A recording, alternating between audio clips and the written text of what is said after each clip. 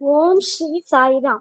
ఓంకార బీజ రూపాయ సర్వేశాయ జగత్పతే ప్రథమాయ నమస్సుద్ధం శ్రీ సత్యసాయి గణాధిప పరిపూర్ణావతారి ప్రేమావతారి ప్రేమమూర్తి అయిన భగవాన్ సత్యసాయి బాబా వారి పాద పద్మములకు ప్రణమిల్లుతూ అహం సత్యబోధక దివ్య జ్ఞాన యజ్ఞ వ్యవస్థాపకులైన లక్ష్మీనారాయణ మామయ్య గారికి, వారి సతీమణి వరలక్ష్మి అత్తయ్య గారికి, అహం సత్యబోధక సాధకులైన సాయి బంధువులందరికీ హృదయపూర్వక ప్రణామం తెలుపుకుంటూ అందరికీ సాయిరాం. సత్యం శివం సుందరం చదివే అనుగ్రహాన్ని ప్రసాదించిన స్వామికి మరొక్కసారి కృతజ్ఞతలు తెలుపుకుంటూ సాయిరాం.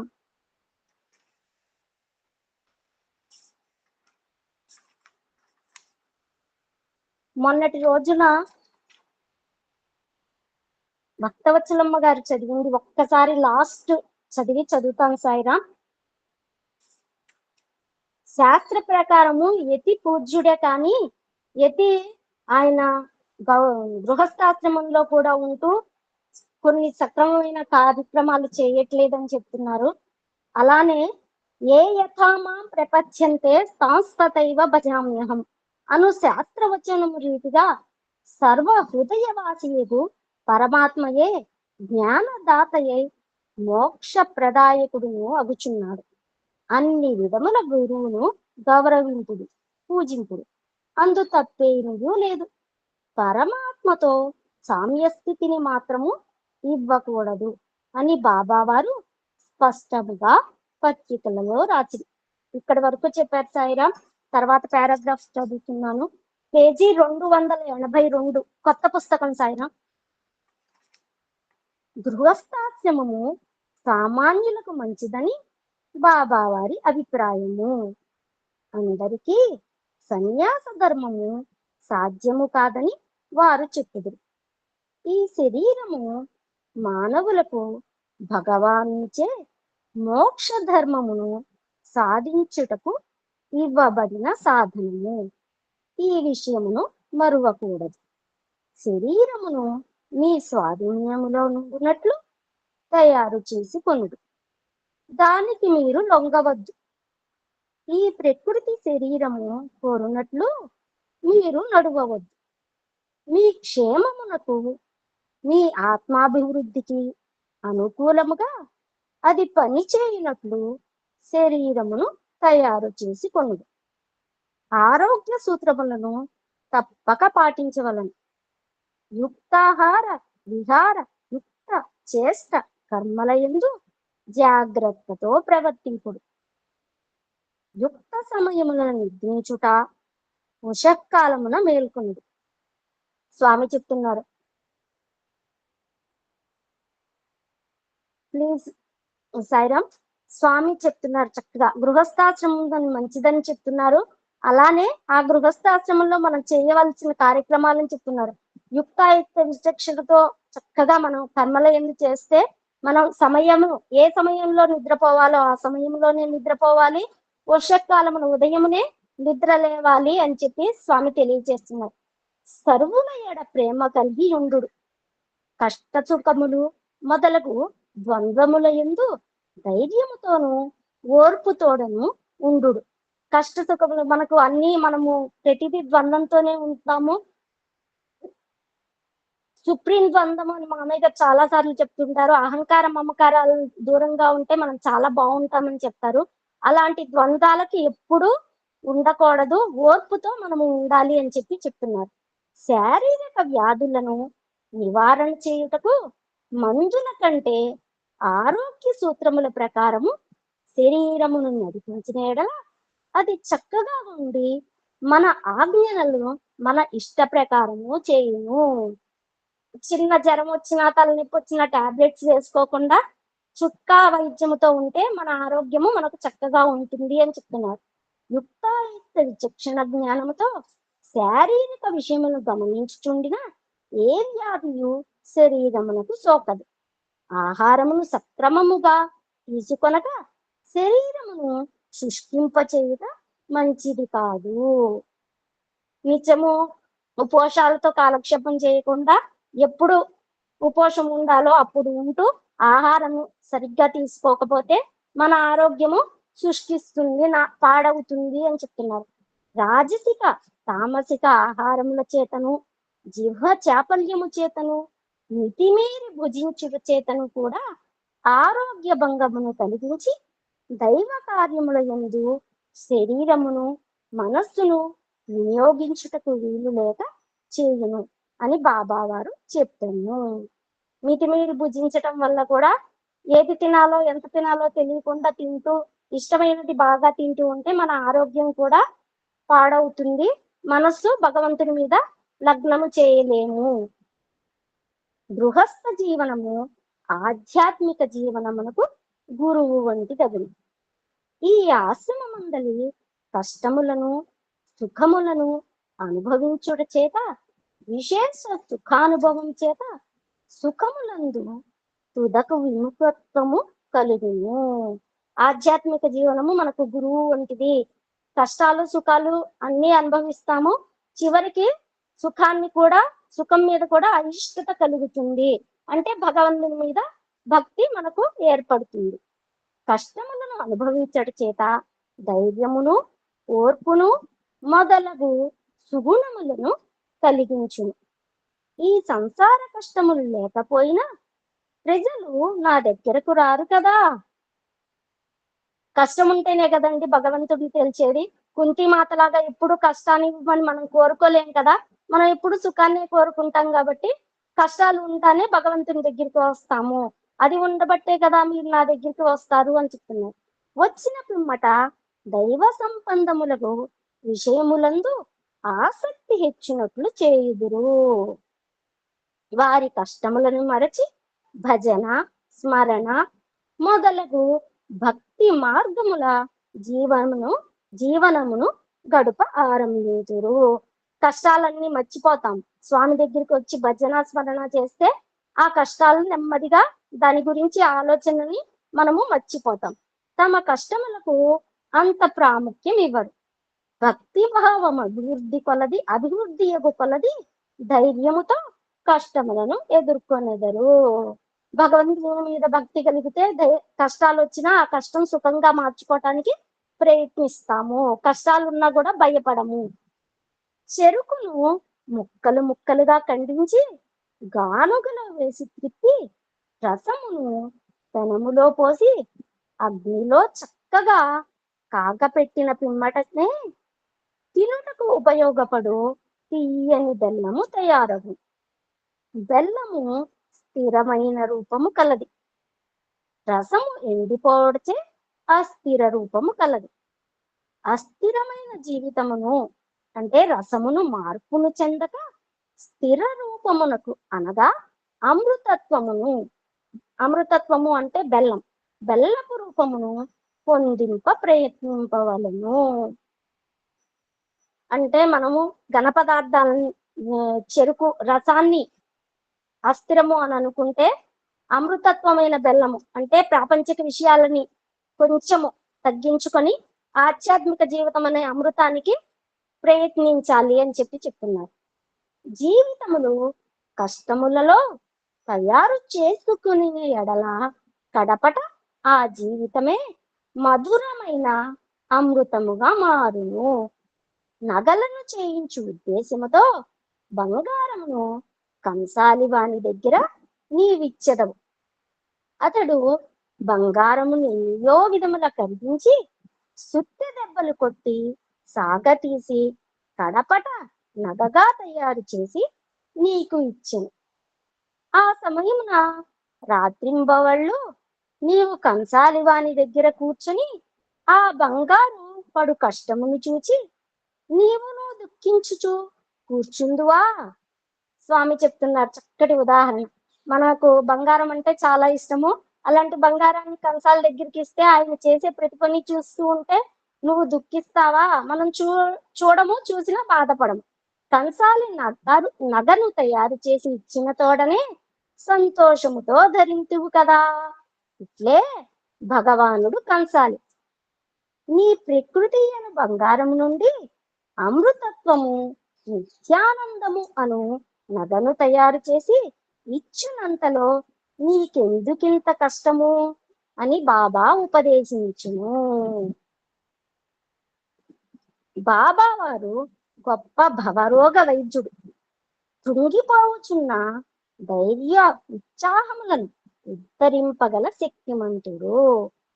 నూతన ఉత్తేజమును కలిగించుటలో అనుపమాన సామర్థ్యము కలవాడు.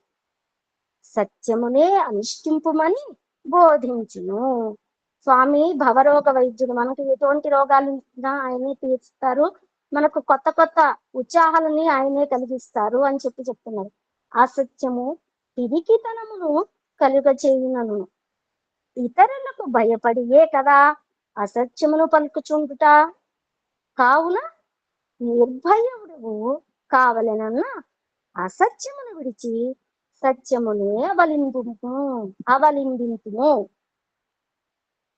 దౌర్బల్యము మానవ సహజ స్వభావము కాదనియు, దుర్బలత్వము పాపమనియు, బలమే పుణ్యమనియు బాబా చెప్పను.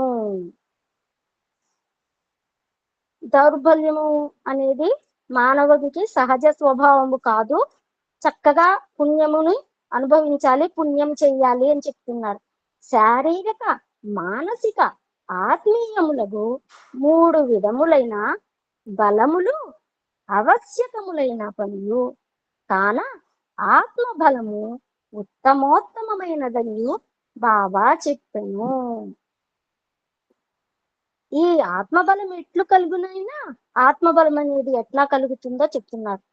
పరమాత్మ ఆత్మరూపమున తన హృదయములో నున్నాడను దృఢ విశ్వాసము అభివృద్ధి చేసుకోము. పరమాత్మ నాలోనే ఉన్నారు అని నమ్మకాన్ని వృద్ధి చేసుకోమంటున్నారు. ఆ పరమాత్మ బలమే నీ ఆత్మ ద్వారా పని చేయుచున్నదని పూర్ణ విశ్వాసంతో నుండుము. ఏ పని చేసినా ఇది పరమాత్మ పని, నా పని కాదు, భగవంతుడు నా చేత చేయిస్తున్నాడు అనే దృఢ విశ్వాసంతో ఉంటే ఆ పని చక్కగా చేయగలరు అని చెప్తున్నారు. మీకు ఆత్మవిశ్వాసము కలిగించుటే నా పని. నిరుత్సాహము, అధైర్యము మానవుని అధోగతికి మార్గములు.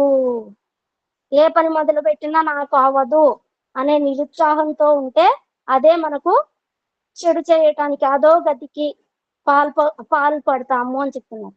కావున మీరెప్పుడును ఆనందోత్సాహ ధైర్యములతో ఉండుటకు ప్రయత్నింపుడు. ఎప్పుడూ ఆనందంతో ఉంటామంటున్నారు. నిత్య తృప్తితో కూడిన జీవితమే ఒక గొప్ప పండుగ.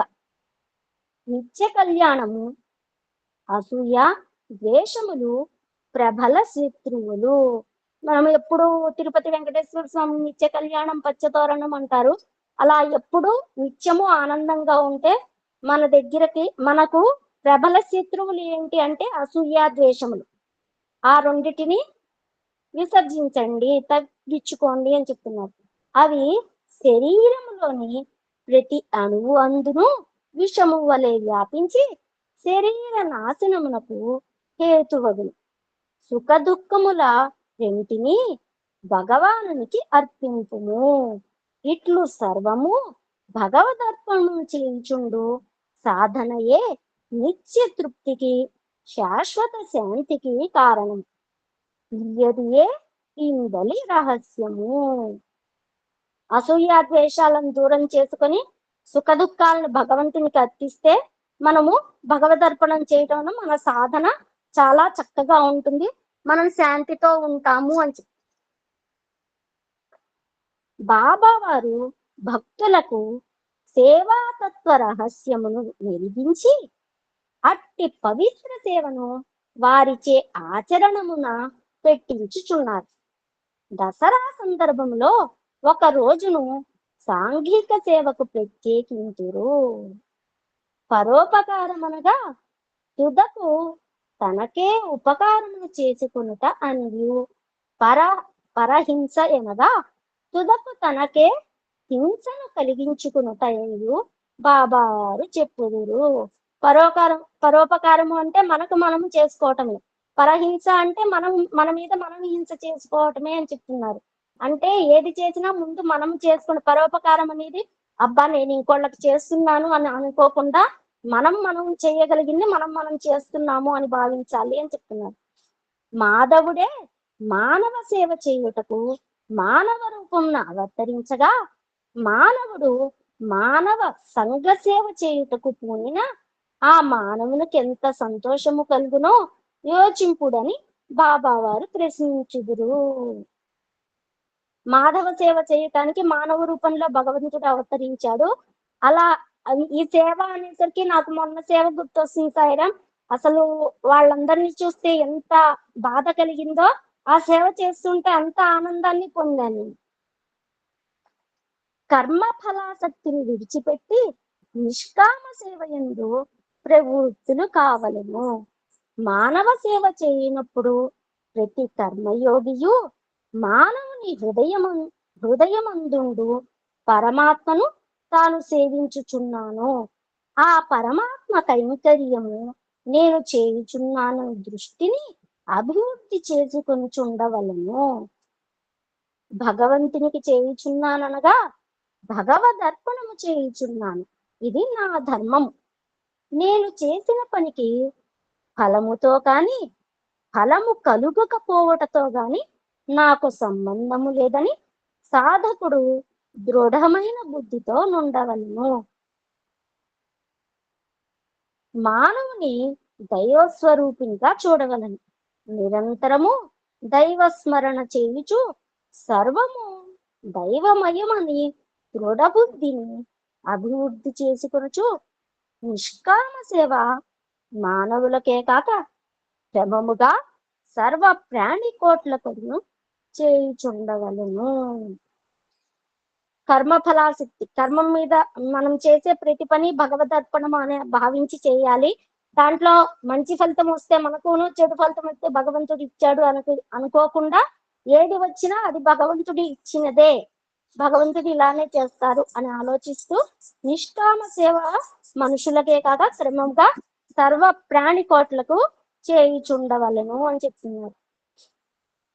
భగవానుడు మీకు అనుగ్రహించిన దేహశక్తిని, బుద్ధి శక్తిని, ఇతర సామర్థ్యమును శ్రీ భగవానునికే తిరిగి అర్పించుడు.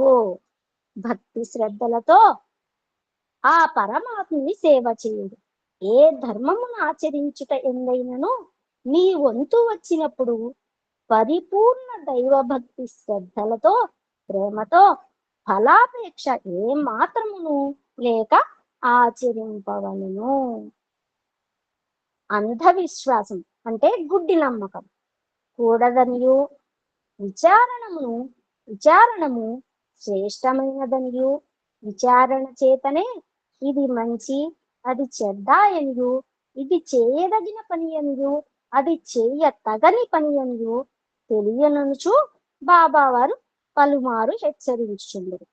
ఎట్టి ప్రశ్ననైనను నీవు నన్నెప్పుడైనను వేయవచ్చు, తక్షణమే నేను జవాబిచ్చుటకు సిద్ధముగానున్నాను. అంటే గుడ్డి నమ్మకము ఎప్పుడూ ఉండకూడదు. అన్నిటి గురించి ఆలోచించి ఏది మంచి ఏది చెడ్డది అని భగవంతుడు ప్రశ్నిస్తే ఆయన మనకు తక్షణమే చక్కటి సమాధానాన్ని ఇస్తారు. యథార్థముగా సత్యమును గ్రహించవలను. ఆసక్తితోనూ శ్రద్ధతోనూ సందేహమును తీర్చుకుని ఉద్దేశముతోడ మాత్రమే గాక తెలుసుకున్న సత్యమును ఆచరణలో పెట్టవలెను నిశ్చితాభిప్రాయముతో కూడా నన్ను ఏ విషయం అడిగినను కరతలామలకము వలె అట్టి విషయమును బోధించును. ఏదైనా తెలుసుకోవాలని అని కోరిక ఆసక్తి ఉంటే మన శ్రద్ధతో ఆ విషయాన్ని అడిగితే చాలా చక్కగా మనకు అర్థమయ్యేటట్టు తెలియజేస్తాను అని చెప్తున్నారు. ఏ విషయము గాని విమర్శించకపోయిన ఎడల విషయమందలి సత్యాసత్యములు అంటే లేక మంచి చెడ్డలు బయటపడవు. సత్యములని నిర్ధారణ అయినప్పుడే చెడ్డ అయిన ఎడల విడిచిపెట్టుటకు బుద్ధి తక్షణమే కలుగును. ఏది మంచితో ఏదో చెడ్డతో తెలిస్తే మంచిని మనం తీసుకొని చెడును విడిచిపెట్టే బుద్ధి మనకు కలుగుతుంది. మంచి అని తోచిన ఎడల ఇంకను పట్టుదలతోనూ ప్రేమతోనూ చేయుటకు బుద్ధి కలిగి కొన్ని వేళల యందు నీ విచారణా పద్ధతులు సరి అయినవా కావా అని కూడా విచారింపవలసి ఉంటుంది. ఏలనన ఒక్కొక్కప్పుడు నీ బుద్ధి నిన్ను మోసగించును, నీవు చేయనదే సరి అయినదని నీకు అనిపించును. కానీ నిర్మల బుద్ధి కలవారికి ఏ పట్టుదలయును లేక సాక్షి మాత్రముగా నుండినట్టి ఇతరులైన పెద్దలకు మనము చేయు కార్యములు దోషయుక్తములైనవని తోచవచ్చును. మన బుద్ధి ఎప్పుడు మనం చేసే పని మంచిది అనిపిస్తుంది, కానీ సాక్షిభూతంగా చూసేవారికి పెద్దవారికి మనం చేసేది తప్పు అని ఒక్కొక్కసారి అనిపిస్తుంది. కాబట్టి మనలను మనమే విమర్శించుకొనుట మంచిది. మనము చేయు కార్యములు కానీ ఉద్దేశములు కానీ మంచివా కావా అని నిశితముగా విమర్శించుకొనుచుండవలెను. ఒకవేళ ఇతరులు దోషము చూపినా వారిపై అలుగక పునర్విచారణ జరుపుకొనవలెను అని బాబా చెప్పారు. ఎవరైనా మనం చేసే తప్పు అన్నా వాళ్ళ మీద ఎటువంటి కోపము రాకుండా మనం మళ్ళీ వాళ్ళు ఎందుకు చెప్తున్నారో అని 4-5 సార్లు ఆలోచించి ఆ పని మనము చేయాలి అని చెప్తుంది. మరియు శ్రీకృష్ణ భగవానుడు చెప్పినట్లే బాబా వారును పూర్వాపర సందర్భములను ఆలోచించుకొమ్ము, నీ అనుభవమును దృష్టిలో పెట్టుకుని చక్కగా విచారించి నిర్ధారణకు రమ్ము. ఇతరులు చెప్పిన దానిని బట్టి ఒకవేళ నేను చెప్పినప్పటికీ కూడా నిర్మలమైన నీ అంతరాత్మ ప్రబోధమును నీ విచారణ వలన రూఢి అయిన సత్యమును విడవరాదు. అంతరాత్మలో మీకు ఏమనిపిస్తుందో అది చెయ్యండి, ఇతరులు చెప్పారని చెయ్యొద్దు. మీరు ఎవరు చెప్పినా మీ మనస్సుకు నచ్చింది మీరు సత్యంతో చేస్తున్నారో అని చెయ్యండి అని చెప్తున్నారు. ఎప్పటికీ సత్యాన్ని విడువవద్దు అనగా ఆ విషయమునో కార్యమునో విడిచిపెట్టి ఇంకొక దాన్ని చేపట్టకూడదు. మనం చేసే పని మనమే చెయ్యాలి, కానీ మళ్ళీ అది ఇంకొకరు చెప్పారని వేరే చోటకి వేరే పని చేయకూడదు, వేరే పని చేపట్టకూడదు. మోక్ష ద్వారము వద్ద 3 ద్వారపాలకులు ఉన్నారు. వారు మీ విషయముల పూర్తిగా తృప్తి చెందిననే మిమ్ములను లోనికి ప్రవేశింపనిత్తురు. ఆ కావలి వారు సంతోషమును శాంతి విచారము అను 3 మోక్షం దగ్గర 3 ఉంటారట. శాంతి సంతోషము విచారము. వాళ్ళు తృప్తి పొందితేనే మనల్ని లోపలికి పంపిస్తారు. ఆ 3లో ఒక్కడు తృప్తి పడిన ఎడల మిగతా 2 అంత కఠినముగా నుండరు. ఒక్కటి తృప్తి అంటే మనం శాంతితో సంతోషంతో ఉన్నా ఇంకొకరు మనల్ని చాలా జాగ్రత్తగా చూసుకుంటారు. అంటే ఒకరు బాధపడనమాట. ఆ 3లో ఒక్కటిని మనం చక్కగా చెయ్యాలి. కాబట్టి సంతోష శాంతి విచారములో ఏ ఒక్క దానిని చక్కగా అనుష్ఠింపుము. ఆ 3ను వేరువేరుగా లేవు కావు వేరువేరుగా లేవు కావు, కలిసే ఉండును. విచార అనుభవములోనికి రాగానే శాంతి వెంటనే కలుగును. ఆ వెంటనే సంతోషానుభవం లేక ఆనందము సిద్ధియడును. దేనైనా చక్కగా విచారించి ఆలోచించి చేస్తే దాని వెంటనే శాంతి, ఆ వెంటనే సంతోషము మనకు లభిస్తుంది. నీవు ప్రయత్నించు ఏ సాధన విషయమును కాని నన్ను అడుగుము, బోధింతును అని బాబావారు చెప్పుదురు. బాబావారు కాలమును వ్యర్థము చేయకూడదనియు దైవ సాక్షాత్కారమునకును అనుగ్రహమునకును సాధనలు చేయుటకిదే తగిన కాలమును చెప్పుదురు.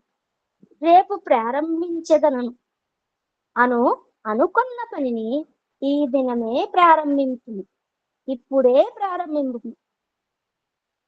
నేను ఒక పని చేయాలి అంటే రేపు మనకు హిందీ కల్ కా కామ్ ఆజ్ కరో, ఆజ్ కా కామ్ అభీ కరో. రేపటి పనిని ఈ రోజే చేయండి, ఈ రోజు పనిని ఇప్పుడే ప్రారంభించండి అని చెప్పేసి మనకు ఒక సూక్తి చెప్తారు. అలానే స్వామి చెప్తున్నారు, రేపు అనుకున్న పనిని ఈ రోజే ఇప్పుడే ప్రారంభించమని చెప్తున్నారు. బాలునికి 5 సంవత్సరములు రాగానే హిందీలో ఏమంటారు? కల్ కా కామ్ ఆజ్ కరో, ఆజ్ కా కామ్ అబ్ కరో, ఆజ్ కా కామ్ అభీ కరో.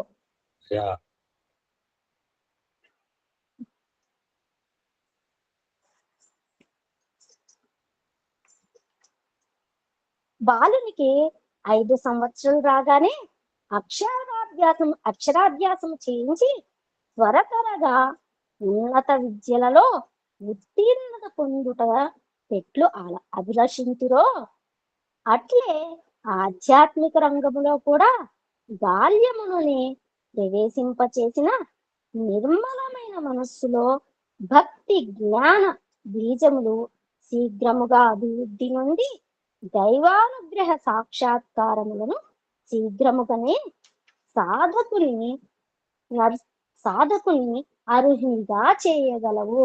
చిన్నప్పుడే అంటే ఇప్పుడు మనం బాల వికాసం చెప్పుకుంటున్నాము, ఆ చిన్నతనంలోనే చిన్నపిల్లలకు దైవం మీద భక్తి కలిగితే చాలా తొందరగా వాళ్ళు భగవంతునికి ప్రీతి పాత్రులుగా అర్హులుగా అవుతారు.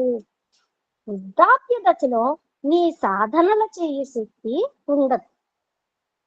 మనస్సు కేవలము అపరిశుద్ధమైపోయి పనికిరాని స్థితిలో నుండు. ఒక్కొక్క క్షణము హరించుకొలది జీవితము కుదించిపోవుచున్నది. గడచిన క్షణము నీది కాదు, రాబో క్షణమున నమ్మకము లేదు. కాబట్టి ఈ క్షణమునందే మీరు సంపూర్ణ ప్రయత్నము శాశ్వతానందము పొందుటకు చేయుడు. గడిచిన రోజు ఎలా ఉందో మనకు గడిచిన క్షణాన్ని అంటే భవిష్యత్తు గురించి ఆలోచించకూడదు, గతం గురించి గుర్తు చేసుకోకూడదు. ఇప్పుడు ఉన్న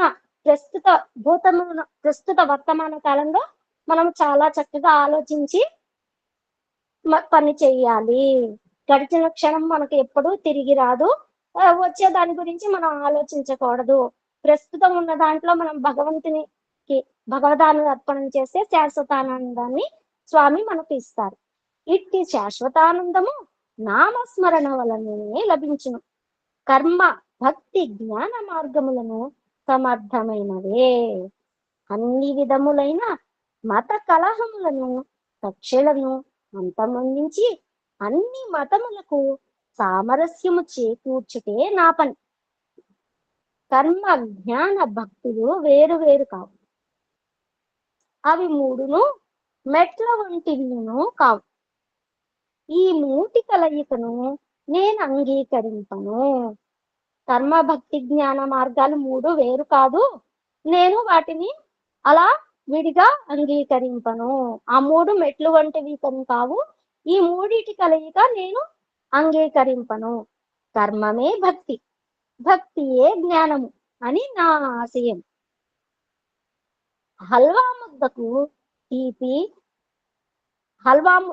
తీపి ఆకారం తూకం మూడును ఉన్నవి.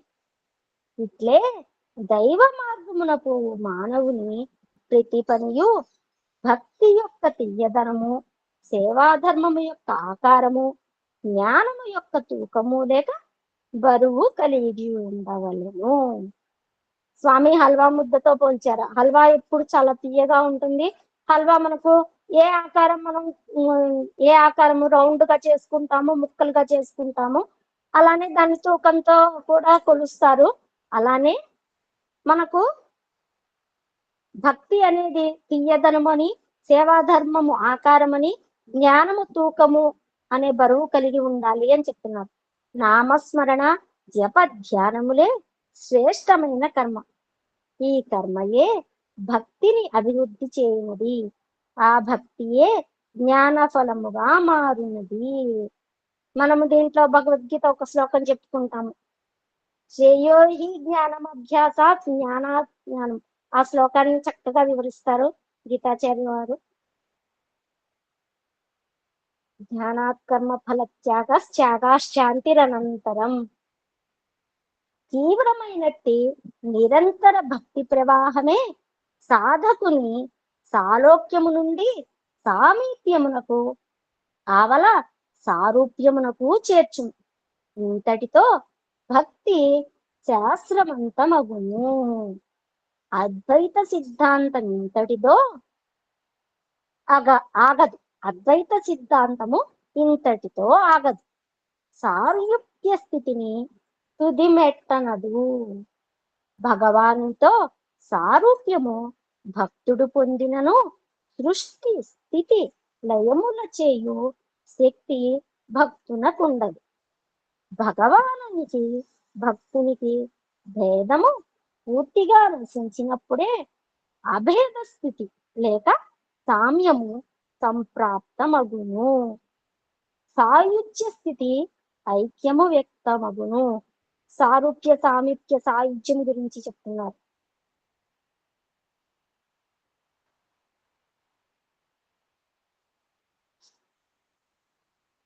సాయుజ్య స్థితి ఐక్యము వ్యక్తమగును. ఈ సాయుజ్యము భగవద్ అనుగ్రహముని వ్యక్తమగును. పురుష ప్రయత్నము వలన లభింపదు. భగవానుడు భక్తునికి బ్రహ్మజ్ఞానమును కూడా అనుగ్రహించును. ఎందువలనగా పురుషోత్తముడును ప్రకృతియు రెండు వేర్వేరు తత్వములు కావు. ప్రకృతి పురుషుడు వేర్వేరు తత్వములు కావు అని చెప్తున్నారు. తాను వేసిన తెరను తానే తొలగించును. అప్పుడు ఏకత్వము లేక అవినాభావ సంబంధము ప్రత్యక్షమగును. ఒక వస్తువును దాని స్వభావమును ఒక్కటే. వేరు వేరు రెండు వస్తువులుగాను రెండు వస్తువులు కావు. సూర్యుని నుండి ప్రకాశమును చక్కెర నుండి తీపిని వేరుగా చూడగలమా? వేరు చేయగలమా? ఇట్లే భగవంతుడు రెండు లక్షణములు కలవాడు. రెండు తత్వములు కల వ్యవహారములో ప్రకృతి పురుషులుగా చెప్పుదుము. కానీ వస్తువు ఒక్కటే. ఏకం సత్ బహుదా వదంతి. భగవానునిలో ప్రకృతి అవ్యక్తమగును, అవిభక్తముగా నుండును. చక్కెరలోని తీయదనము వలె అనుభవగమ్యమై మాత్రము ఉండును. సంకల్ప మాత్రమున భగవానుని మాయ ఆవరించును. భూ జగత్తు గోచరించును. విశ్వమునకును వ్యక్తికిని పూర్ణమునకును అందు దృశ్యములకు భాగములకును అధిష్టానము ఏకమాత్రముగు సత్యే. ఈ దృశ్యమగు పూర్ణము విశ్వము ఏకమును అవ్యక్తమును అవిభాజ్యమును అయిన సత్యము. సత్యము అంటే పూర్ణం. సత్యము ఉండియే తోచినను ఈ అవ్యక్త ఏకైక పూర్ణము ఏమాత్రము తరుగులేక పూర్ణముగానే ఉండును.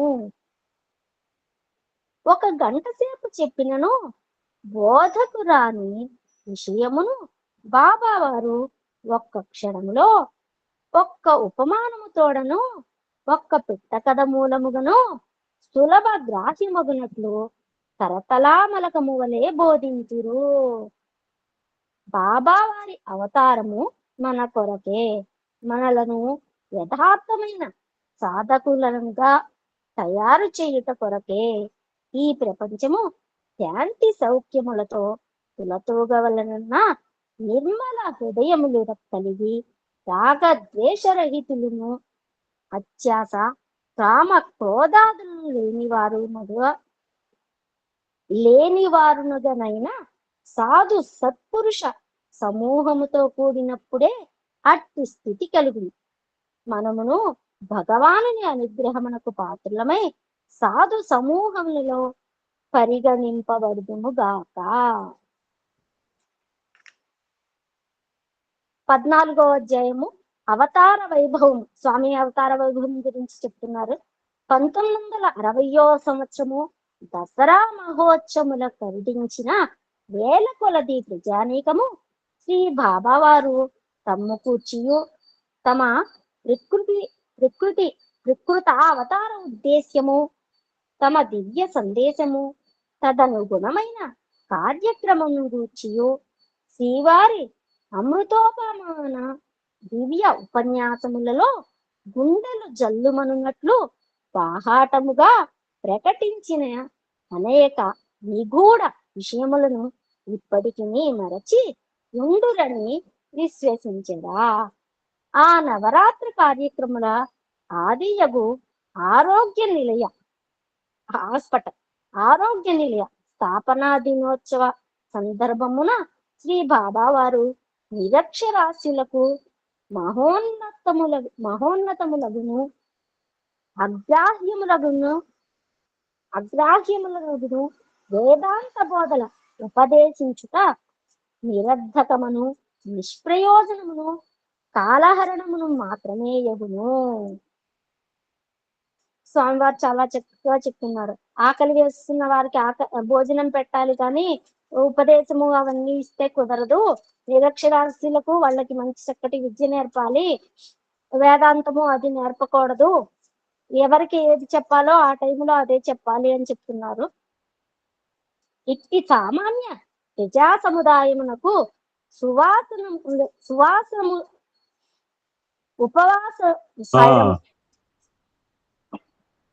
ఉపవాసములయు జాగరణములయు నాచరణమును ప్రబోధించుట అంతకంటే అవివేకమగును.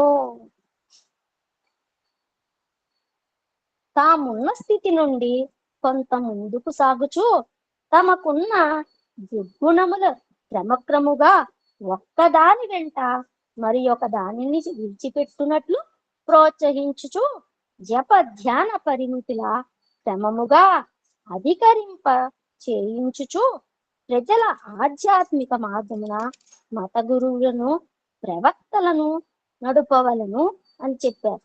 స్వామివారు చాలా చక్కగా చెప్తున్నారు. ఎవరికి ఏది కావాలో వారికి అది ఇవ్వాలి, కానీ వెంటనే రాగానే అన్నాప్యాసంతో ఉంటే ఆవకాయ పచ్చడి అన్నట్టు అలా చెప్పకూడదు. ఎప్పుడు ఏది చెప్పాలో అది చెప్పి వాళ్ళని చాలా చక్కగా ఆధ్యాత్మ మార్గంలోకి మనము తీసుకురావాలి అని చెప్తున్నారు. ఆ నవరాత్రులలో దాసానుదాసుని అంటే దుపాటి తిరుమలాచార్యుని, ఈ పుస్తక గ్రంథ రచయిత అయిన దుపాటి తిరుమలాచార్యుని చేత శ్రీ భగవానుని ప్రేరణానుగ్రహము వలన రచింపబడిన శ్రీ సత్యసాయి గీతను వరుసగా 3 రోజులు చదివించి మనం చదువుకున్నాం. సాయిరాము శ్రీ సాయి గీత తాత్పర్యములు వివరింపచేసిన పిమ్మట శ్రీవారే స్వయముగా తమ్ము కూర్చియు తమ అవతార సందేశమును కూర్చియు విఫలముగా ప్రకటించిరి. ద్వాపరాంతమున ఉద్బోధించిన కర్మ సన్యాసపూర్వక శరణాగతి తత్వమునే మరల ఉద్ఘాటించుటకై ప్రస్తుతము అవతరించునని వెల్లడించెను. ద్వాపరాంతమున శ్రీకృష్ణ భగవానుడు తెలియజేసింది కర్మ సన్యాస యోగము. దానిని ఉద్ఘాటించుటకే మనందరికీ తెలియచేయటానికే మళ్ళీ అవతరించాను అని చెప్పారు. సూర్యుని మేఘము లావరించి మరుగుపరిచినట్లు మోహము, భ్రాంతి, సందేహము అను కారు మబ్బులు మీ బుద్ధులను ఆవరించి నా అపార మహిమను మీకు గ్రాహ్యము కానట్లు చేయుచున్నవి అని సెలవిచ్చెను. స్వామి అవతారము సూర్యునికి మేఘానికి ఎలా అడ్డుగా వస్తుందో మన స్వామి విషయాలన్నీ మన మనసులో నుంచి దూరమయ్యి మనకు స్వామి మహిమ తెలియకుండా చేస్తాయి అని చెప్తున్నారు. అలనాటి అర్జునుని వలె సాధకులందరూ అజ్ఞాన జనితమైన మోహమును పూర్తిగా త్యజించి అహంకార మమకార బంధముల నుండి విముక్తులగుటకు ప్రయత్నింపవలను. ప్రేమయే బీజము, భక్తియే అంకురము లేక మొలక. శ్రద్ధయే ఏరువు, సత్సంగమే వర్షము, భగవత్ చరణాగతియే పుష్పం, భగవత్ సాహిత్యమే ఫలము అని స్వామివారు ప్రబోధించారు. అజ్ఞాన అంధకారంలో అర్జునుడి విషాద యోగంలో ఎలా మోహంలో ఉన్నారో మానవులమైన మనము కూడా అలానే మోహంలో ఉంటున్నాము. అలాంటి మోహాన్ని వీడి మనము స్వామి సత్సంగాన్ని, స్వామి విషయాల్ని వింటూ చక్కగా ఉండాలి అని చెప్పి స్వామి చెప్తున్నారు. దానికి చాలా చక్కగా చెప్పారు. ప్రేమయే బీజమని, భక్తియే మొలక అని, శ్రద్ధయే ఏరువు అని చెప్పేసి, సత్సంగమే వర్షము అని స్వామి మనకు తెలియజేశారు. మీ ప్రవర్తనల గమనించుచు తప్పటడుగు వేసినప్పుడు హెచ్చరిక చేసి తిరుగా సన్మార్గమునకు త్రిప్పి నడిపింపచేయుచు మీ మార్గదర్శి వలను సంరక్షకుని వలను నేనుండుట చేత పూర్వ అవతారముల వాటికంటే మీరందరూ ధన్యులు. మీరు ఏం చేసినా నేను మీ వెనకుండి నడిపిస్తాను, మీరందరూ అదృష్టవంతులు, ధన్యులు అని చెప్తున్నారు. ఇట్టి అపూర్వ తరుణమును వ్యర్థపుచ్చక అధికతను ప్రయోజకరముగా చేసుకొని ఆధ్యాత్మికోన్నతి నందుడు. సమయాన్ని వృధా తీసుకోకుండా ఆధ్యాత్మికంలో ముందుకు పదండి అని చెప్తున్నారు. సరోవరమునందు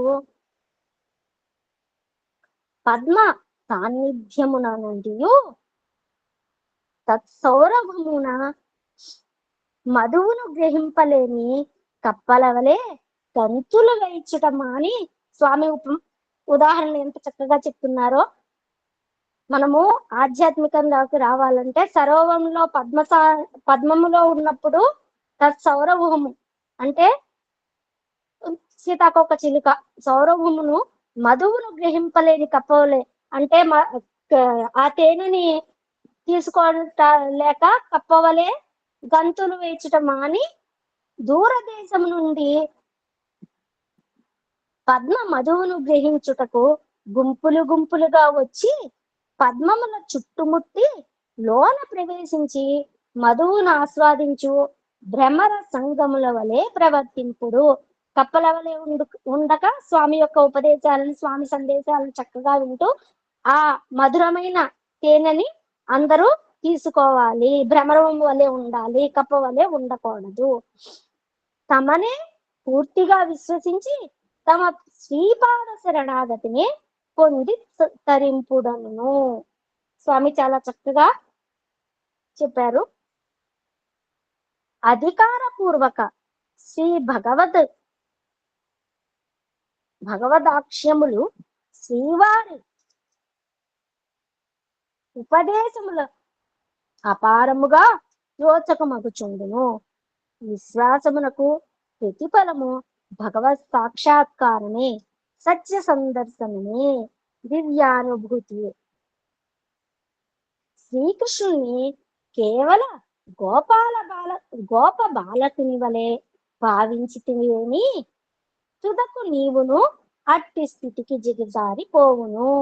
శ్రీకృష్ణుని గోపాలకుడు అనుకుంటే నీవు కూడా ఆ స్థితికే వెళ్ళిపోతావు. నీ హృదయ మందిరమున ప్రకాశించు పరమాత్మునిగా శ్రీకృష్ణుని భావించితివేవి.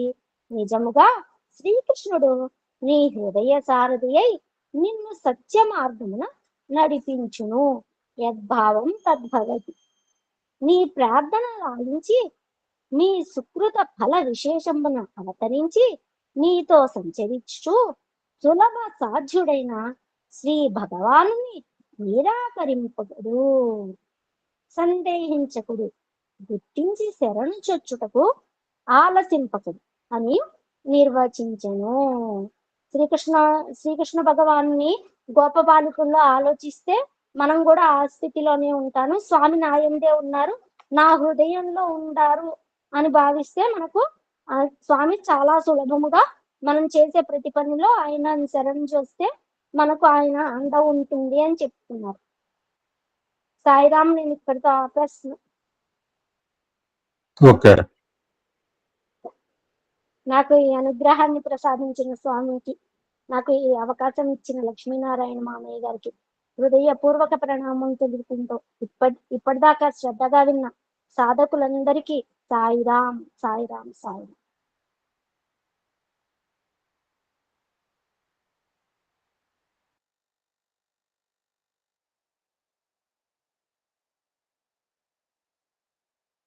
ఇందాక ఆమె కాలం గురించి చెప్పినప్పుడు ఇంగ్లీష్ లో చెప్తే బాగుండేది. Past is past, don't think about past. Future is uncertain, present is not ordinary present and omnipresent. ఇంకా if you think about past you get tears, T R, కళ్ళ నీళ్ళు ఏడుపులు వస్తాయి నిన్నటి గురించి ఆలోచిస్తే. You think about tomorrow, F E R, fear, భయం ఉంటుంది. జపాన్ ప్రధాని అంటుంటాడు, నిన్న అలా ఉంది స్వామి, ఇవాళ ఎలా ఉంది, రేపు ఎలా ఉంటుందో భవిష్యత్తు అంటున్నాడు. ఏడుస్తాడు జపాన్ ప్రధాని. రేపు ఎలా ఉంటుందంటే భయంకరంగానే ఉంటుంది. నిన్న ఎలా ఉంది, నిన్న ఆనందంగా ఉన్నారు మన వాళ్ళు పూర్వీకులు. మనం ఎలా ఉన్నాం, భవిష్యత్తు ఎలా ఉంటుందో మనం ఊహించుకోవచ్చు. So don't think about past, you'll get tears. Don't think about future, you'll get fear. So live in present, not ordinary present, it's ordinary present. So స్వామివారి 1960 ప్రాంతంలో సందేశ అమృతాల్లో భాగంగా today also will continue one more topic. This was narrated by Bhagavan at Kakinada. No date. కాకినాడలో చెప్పిన సందేశం అండి 60 ప్రాంతంలో. టైటిల్ వజ్ర ఘోష. వజ్రము ఘోష తెలుసు మనకి, ఉచ్చేరు ఘోష కూడా తెలుసు. ఏం చెప్తున్నారో చూద్దాం. కాగితం ముట్టుకుంటేనే తిరిగిపోతుంది. Finish as early as possible. ఇప్పటికి చాలా రోజులేదు, దగ్గర మీ పట్టణంలో సాయిబాబా దేవాలయం ప్రారంభ ప్రవేశ ఉత్సవం జరుపుతున్నాను. అంటే కాకినాడలో టెంపుల్కి వచ్చి ఉంటారు బహుశా, ఆ ఏరియా వాళ్ళకి తెలిసి ఉండాలి, 60 ప్రాంతంలో ఉన్న వాళ్ళకి. ఈ సదవకాశం మీరు చక్కగా వినియోగించుకోవాలని ఇందాక కూడా చెప్పింది అమ్మాయి. Rarest opportunity. ఇంతకుముందు ఏ అవతారంలో కూడా ఇట్లా చేయలేదు. అటువంటి అద్భుతమైన అవతార కాలంలో జన్మించాము, అవతారాన్ని తెలుసుకున్నాం కనుక ఇంతకు మించే మనకు అద్భుతమైన అవకాశం దొరకదు. మళ్ళా ఇది వదులుకుంటే మనం గోపాల పరిస్థితే, కృష్ణుడు గోపాళ్ళు అనుకుంటే గోపాళ్ళు అయిపోతాం. గోపాలు కూడా మంచిదే, వాళ్ళని ఎవరికి దొరకని అదృష్టం దొరికింది అని మహర్షులందరూ ఆశ్చర్యపోతుంటారు. సంసార తాపత్రయం అనే సముద్రంలో కొట్టుకుంటున్న మీరు విఘ్నత చూపి ఈ అవకాశం వల్ల గల ప్రయోజనాన్ని పొందాలి. ఇందాక అమ్మాయి చెప్పిన 3 రకాల బలాలు ఉంటాయి. ఫిజికల్ స్ట్రెంత్, మెంటల్ స్ట్రెంత్, ఆత్మిక స్ట్రెంత్. అమ్మ 3 రకాల బలాలు కావాలి. అందులో ముఖ్యమైన ఆత్మిక బలం. ఆత్మిక బలం అంటే నాలో భగవంతుడు ఉన్నాడు అని రికగ్నైజ్ చేయటమే ఆత్మిక కాన్సెప్ట్. శారీరక బలము, మానసిక బలము, ఆత్మ బలం, అన్నిటికంటే ఉత్తమమైన ఆత్మిక బలం దాంట్లో మూడవది.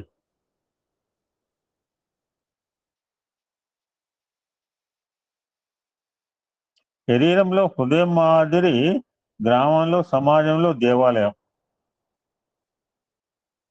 ఆలయాలు కట్టడము, విగ్రహాలు పెట్టడం. నేను 9 టెంపుల్ శంకుస్థాపనలో పాల్గొన్నా, ప్రతిష్టలో పాల్గొన్నా. నా జీవితంలో చాలు ఇది. Trustee for 3 temples. ఇక్కడికి వచ్చే ముందు కూడా సత్యసాయి సమాజ సేవ ట్రస్ట్ కొత్తగూడెంలో ఆ ట్రస్ట్కి నేను మెంబర్ని.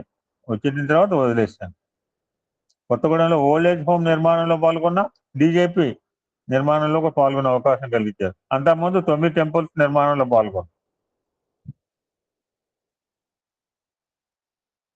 ఆలయాలు కట్టడం, విగ్రహాలు పెట్టడం, పూజలు, ఉత్సవాలు జరపడం సత్కర్మలు. సేవా మార్గంలో ఇవి కొంత శిక్షణ ఇవ్వగలవు. మగరొక సేటు ఉన్నాడు, సత్తయ్య గారు అని, మా ఇంటి వెనకాలే ఉంటాడు. మేము ఎప్పుడో ప్రొవిజన్స్ ఎంత చక్కగా ఏ గుడిలో ఏ నారాయణ సేవ అయినా అండి పెద్ద సేట్ అండి. అప్పుడు మా ఊళ్ళో ఉన్న దాంట్లో పెద్ద సేట్ అంటే ఆయనే. నాకు తెలిసిన మా ఊళ్ళో ఉన్న స్టేట్లో బిగ్గెస్ట్ స్టేట్ అంటే ఆయనే.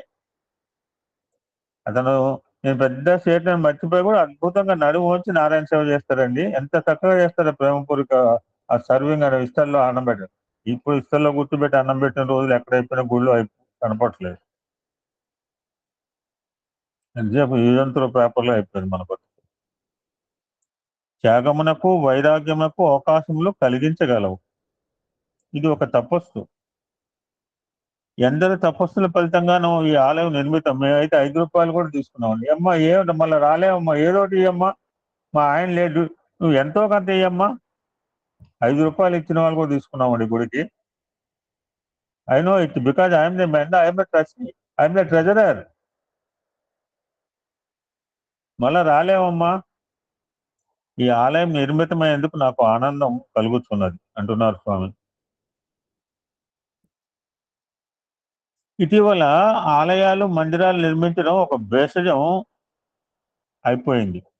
మా ఊళ్ళో అయ్యప్ప స్వామి గుడికి మా దగ్గర కట్టాలని రామకృష్ణాపూర్ అంటే వసంతల ఉంటే తెలుసు ఆవిడకి, శ్రీనివాస్ పెట్టివెల్. ఒక్క రామకృష్ణాపూర్ తెలిసింది ఆవిడకి. ఏ జోన్ బి జోన్ అని 2 రకాలు అంటుంటారు. రేపు ఎల్లుండి నుంచి కార్యక్రమం ఉంది, ఆ పిల్లల్ని తీసుకుపోతే బాగుంది. ఇండియన్ కల్చర్ ప్రోగ్రామ్ వల్ల ఉంది, 4 days పెట్టారు. Sambamurthy is one of the speaker. ముందుగా ప్రజలు తమ హృదయ మందిరాల్లో భగవంతుని ప్రతిష్ఠించుకోవాలి. అప్పుడే వారికి దేవాలయం కట్టడానికి అర్హత వస్తుంది. కొత్త మందిరాలు ఆలయాలు కట్టి పాత వాటిని నిర్లక్ష్యం చేయడం తప్పు. ఇవన్నీ కూడా మాటలు మనం ప్రత్యక్షంగా సమాజంలో చూస్తున్న వాళ్ళమే. అందరూ 60, 70, 80 సంవత్సరాలు ఉన్నవాళ్ళే మీరందరూ. శాస్త్రం చెప్పిన సూత్రాలను జవదాటకుండా పాటించి పూర్వులు ఆలయాలు కట్టించారు. తరతరాల భక్తుల పవిత్ర ప్రార్థనలతో అవి పునీతమైనవి. వాటిని నిర్లక్ష్యం చేయటం మహా అపచారం. కొందరికి ఆలయాలు కట్టడం ఒక వ్యాపారం అయిపోయింది.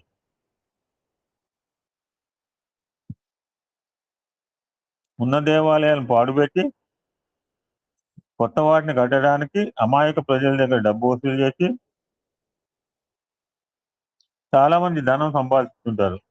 మా ఇంట్లో నేను ట్రెజర్గా ఉన్నప్పుడు అసలు దేవుడి డబ్బులు వేరే వేరే వేరే వేరే సంచి ఉండేది. నాకు అర్ధరాత్రి అడిగిన బ్యాలెన్స్ షీట్ రెడీ ఉండేది, ఎప్పుడు ఎవడు అడిగినా. ఆలయాలు కొల్లలుగా ఉన్నాయి. ఎక్కడ చూసినా జనం నిల్వ నీడలేక ఆకలికి వెళ్ళాడుతున్నారు. ఇటువంటి దుస్థితిలో నాట్ స్థితి దూబెట్టి యాడ్ చేశారు. ఇటువంటి దుస్థితిలో కొత్త దేవాలయాలు కట్టడానికి ధనం వ్యయం చేస్తున్నారు. It's not encourageable. ఇది ప్రోత్సహించదగినది కాదు అంటున్నారు. ఇందాక అమ్మాయి చెప్పిన ఆకలిస్తే అన్నం పెట్టాలి. మన వదిలి వచ్చిన వాళ్ళకి అన్నం పెట్టం మానేసి మీ ఊళ్ళో గుడి ఉందా, గోపురం ఉందా, ఏమన్నా శతరుద్రం అవుతోందా, అతిరుద్రం అవుతోందా? యాక్చువల్గా 10 రోజుల పాటు శతరుద్రం అతిరుద్రం పక్కన పెట్టేసి ఈ డబ్బు కూడా వాళ్ళకి ఇవ్వాల్సింది న్యాయంగా అయితే. అన్ని దేవాలయాల్లోనూ ఒకే భగవంతుని ఆరాధించుతున్నప్పుడు కొత్త దేవాలయాల పేరు మీద కొత్త దేవాలయాలు స్వామికి రామాలయం ఈనాటి రామాలయం కడతాను స్వామి, ప్రతి వారి హృదయం రామ మందిరం కావాలి స్వామి ఇష్టం అనేటప్పటికి జనాలు స్వామి ఫోటోలు తగలబెట్టడము నేను చూశాను. భిన్న నామాలలో భిన్న రూపాల్లో ఒకే దైవం దర్శించడం నేర్పండి ప్రజలకు. అదే వారికి అవసరమైన శిక్షణ అంటున్నారు. సత్యం అనే మాట ఇందాక చెప్పింది. సత్యం అనేది పూర్ణం. ఇందాక అమ్మాయి 2 సార్లు పూర్ణం ఉంది. సత్యం నుంచి ఎవ్రీథింగ్ కేమ్. సత్యం అంటేనే భగవంతుడు. సత్యమును అన్వేషించటము, నీతిని పెంపు చేయటం అనేవి భారతదేశపు ఆదర్శాలు. ఇది ఏ మందిరమో మరి కాకినాడలో దగ్గరలో ఉన్న వాళ్ళు తెలియాలి మీకు. భగవంతుని తెలుసుకోవడానికి ఇవి 2 ఆవశ్యకములని భావించారు.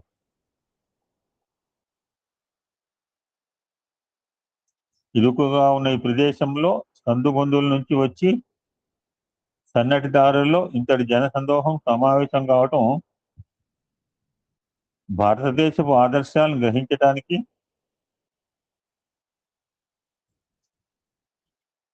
కార్యకర్తలు ఈ సమావేశం విశాలమైన ప్రదేశంలో ఏర్పాటు చేయవలసింది.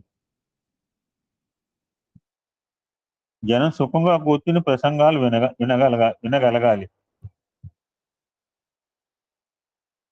మీ భక్తి, మీ సహనము చూస్తుంటే భాగవతంలో వర్ణించిన బృందావన వాసులైన గోపగోపి జనుల భక్తి వాస్తవం అనిపిస్తున్నది. రాధ అంటే రాధ అంటే భక్తి అండి. రాధ అంటే అన్కండిషనల్ లవ్. రాధ అంటే మనిషి కావచ్చు, రాధ అంటే ఒక ప్రేమికురాలు కావచ్చు. రాధ అంటే భక్తి అంతే. భక్తి అంటే రాధ. ఆధ్యాత్మిక విషయాల పట్ల మీకున్న దాహము తీర్చడం కోసమే నేను ప్రశాంతి విద్వాన్ మహాసభ ఏర్పాటు చేశాను. ఇది కూడా స్వామి కంటిన్యూషన్ అనమాట. ప్రశాంతి విద్వాన్ మహాసభలో భాగం.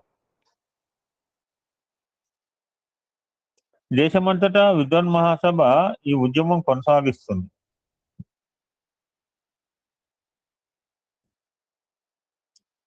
మరలా ఇంతకుముందు మాట్లాడు, ఒక నిమిషం మాట్లాడు. రంగభజన మందిరం అని ఓం శ్రీ సాయిరాం. రంగభజన మందిరం అని అక్కడ మామూలుగా ఉపన్యాసాలు, తర్వాత మన భాష్యం అప్పలాచార్య వారి ఉపన్యాసాలు అవన్నీ జరిగేవి. స్వామి అప్పుడు ఆ రంగభజన మందిరంకి వచ్చి అక్కడ ఆ కార్యక్రమం అంతా చేసి దాన్ని చూసి స్వామి చెప్పారనమాట, కొత్త వద్దు పాత వాడిని దీన్ని ఇట్లా పునరుద్ధరించారు. రంగభజన మందిరం కాకినాడ. మళ్ళా ఇంతకుముందు ఒకటి 2 సార్లు ప్రస్తావించుకున్నాం టాపిక్. ఇది 3వ సారి నేను చెప్తాను ఇప్పటికి. పూర్వకాలంలో ఎందరో సత్పురుషులు, రాజులు, సన్యాసులు తమ ఇల్లు వదిలి అడవులకు వెళ్ళి మన దేశం వెళ్ళి పాశ్చాత్య దేశాలు చదువుకుంటున్నారు. అంటే హింటిస్తున్నాను అనమాట. అక్కడ ఏకాంతంగా ధ్యానం చేసి అపారమైన ఆనందం సంపాదించారు. ఆనందమునకు మూలము ఈ శరీరంలో నివసించే దేహి అని ప్రబోధించారు. ఆ మేడం చెప్పింది మొన్న. అన్నమయ కోసమా, ప్రాణమయ కోసమా, మనోమయ కోసమా, విజ్ఞానమయ కోసమా, ఒక్కోసారి ఒకటే అనుకున్నాడు. చివరిసారి ఆనందమయ కోసము అంటే దేహి అనమాట. దేహి అయితేనే ఆనందం. కామక్రోధ లోభ ద్వేషములనే మహాజ్వాలలను చల్లార్చవలను. అప్పుడు లోపల దాగిన శాంతము, సౌఖ్యము వెలువడగలవు. ఇందాక చెప్పింది 3 ద్వారపాలకులు ఉన్నారు. సంతోషము, శాంతము, విచారం. 3 సెపరేట్ కాదు, ఒకదాంతో ఒకటి. శాంతము మానవుని స్వరూపం, సౌఖ్యము మానవుని స్వభావము. ఎంత బాగా చెప్తున్నాను చూడండి. శాంతము మానవుని స్వరూపము, సౌఖ్యము. ఎందుకు ఆనందంగా ఉన్నావు అని అడుగుతాడా? అడిగామనుకో వీడికి మెటల్ ఎక్కింది అంటారు. ఎందుకు విచారిస్తున్నావురా అని అడుగుతాము. అంతేగాని ఎందుకు నవ్వుతున్నావురా అడిగితే అప్పుడన్నా అడగచ్చు. ఎందుకు నవ్వుతున్నారా అని ఎందుకు నవ్వుతున్నారా అడగచ్చు, కానీ ఎందుకు ఆనందంగా ఉన్నావురా అని అడగమేమో. ఎందుకు నవ్వుతున్నావు అంటే ఎప్పుడైనా అడగచ్చు, ఏదో మన కారణం తెలియక. ఎందుకు ఏడుస్తున్నావురా అంటారు. ఆలయ నిర్మాణం కంటే వ్యక్తుల పునర్నిర్మాణం ముఖ్యం. అది స్వామి మెయిన్ మోటో. అది వ్యక్తుల పునర్నిర్మాణం గురించి వచ్చిన అవతారం ఇది. అంతేగాని ఆలయాలు గుడి కట్టమని ఆయనేం చెప్పలేదు, ఎవరికి చెప్పలేదు. మనం ప్రేమగా కట్టుకుంటున్నాం ఆయన మీద ప్రేమ చేత. గుణముల సంఖ్య పెంచండి, గుడుల సంఖ్య కాదు. చెప్పేది చేయండి, అదే అసలైన తీర్థయాత్ర. మనసుల నుంచి అసూయ ద్వేషాలు, ఇందాక అసూయ ద్వేషాలు మాటలు వచ్చాయి అమ్మాయి దగ్గర. మనసుల నుంచి అసూయ ద్వేషాలు తొలగించండి.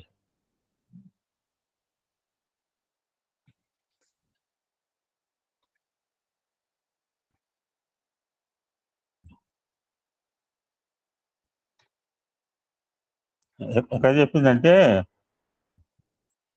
చాలా జాగ్రత్త చదవాలి కదా. ఫుల్ స్టాప్ మనం ఒకదానికొకటి లింక్ పెట్టకండి దయచేసి. 284 పేజీలో నిత్య తృప్తితో కూడిన జీవితమే గొప్ప పండుగ. అది ఎవడికి పండుగ అంటే సంవత్సరం రేపు దసరా పండుగ కాదు. ఎవడైతే సాటిస్ఫాక్షన్తో ఉంటూ వాడికి ప్రతిరోజు పండుగే. నిత్య కళ్యాణము. అని అంతవరకు ఆపాలా? నువ్వు దాన్ని తీసుకొచ్చి అసూయ దేశాలు ప్రబల శత్రులు కలిపితే ఎట్టుంటుంది? నిత్య తృప్తితో కూడిన జీవితమే ఒక గొప్ప పండుగ, నిత్య కళ్యాణము. నెక్స్ట్ మళ్ళా స్వామి ఇమీడియట్ గా అసూయ దేశాలు ప్రబల శత్రువులు ఉన్నారు. ఇట్స్ పాయిజన్ లైక్ అనమాట. సో మనస్సులోంచి అసూయ దోషాలు తొలగించండి. అదే నిజమైన పుణ్య నది స్నానం.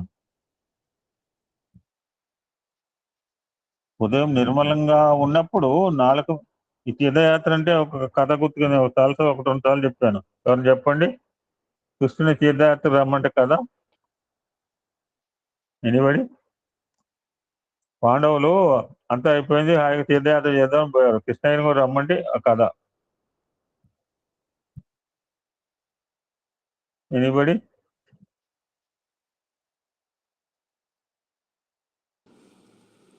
చెప్పిన వాళ్ళు ఎందుకు?